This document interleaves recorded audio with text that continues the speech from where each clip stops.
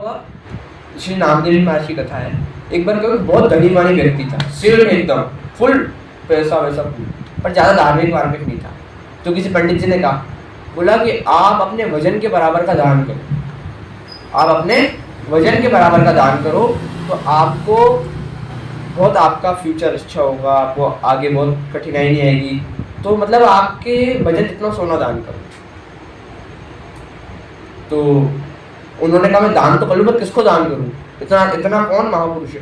ब्राह्मण ने एक और चीज कही, बोला दान उस व्यक्ति को करना जिसको दान की, जिसको लालच ना हो। ऐसा नहीं कि कोई ब्राह्मण निकल रहा हो और आपने कहा मैं दान करना चाहता हूँ, तो झोली फैला के बैठ जाए, ऐसा व्यक्ति नहीं होना चाहिए। मतलब जिसको इच्छा ही ना हो धन की, उस व्यक्ति को दान देना पड़ेगा।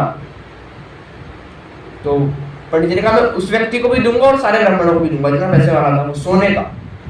तो सेठ तो पता है वो कैसे होंगे, एकदम तगड़े मोटे मोटे। तो बैठा, वो तराजू थी बड़ी, तो तराजू में बैठा और सोना नापा नापा नापा कर करके सब ब्राह्मणों को देते गया, देते गया, देते गया, देते गया, देते गया, देते गया, देते गया, देते गया।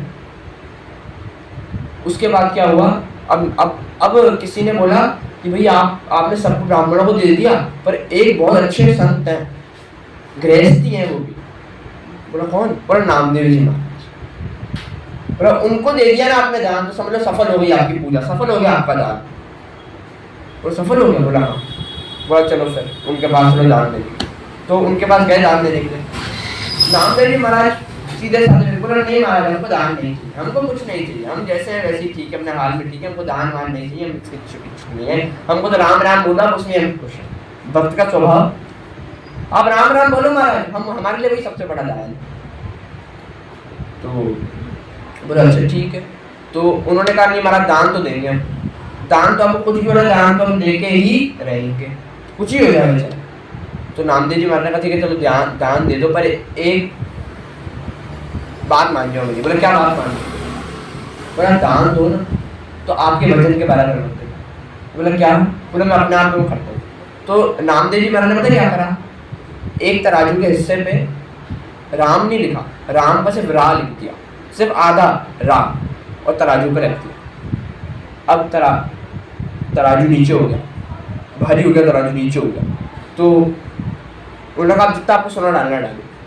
उस व्यक्ति ने 1 kilo, 2 kilo, 4 kilo, 5 kilo, 6 kilo, 7 kilo, 12 kilo अपने घर का सारा सोना, दुकान का सारा सोना खरीद के, अभी जितना था खरीद के सारा सोना सब डाल दिया, पर वो काटा यूं से यूं तक नहीं हुआ। वो राम नाम का वो रहा, सिर्फ रहा, वो नीचे पड़ा रहा, और बाकी सारे यूं जैसे हल्के लटक रहे ऊपर से।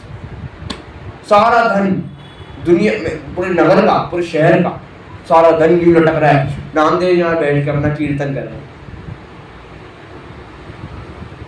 तो जो ये शक्ति है नामदेव की, तो जो आधा, मैं आपको बताऊं, जब आधा राम नाम उस धन की बराबरी नहीं करना, वो धन जब आधे राम नाम की राम की बराबरी नहीं कर सका, तो जो पूरा नाम रख दे रहे तो धरती ना पड़ जाए। तो बस वैसे ही आज से अगर नाम जप का नियम ले लिया तो भैया भवसागर क्या, भवसागर की नाम ही नाम जप है। अगर नाम जप का नियम ले लिया तो बड़ी से बड़ी चीज बस नाम जप पार करा दे। तो नाम जप प्रेम से, नाम जप नहीं है तो बाकी जितने साधन करने कर लो, कुछ नहीं फायदा, कुछ फायदा होगा ही नहीं।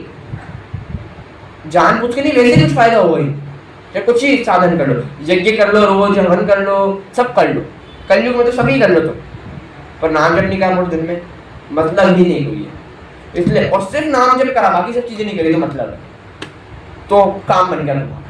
क्यों? क्योंकि हम प्रभु का नाम ले रहे हैं, मेरे गिरे नथु गिरे का थोड़ी नाम ले रहे हैं। सोचो भगवान का नाम कितना पावरफुल होगा कि हनुमान जी कह रहे हैं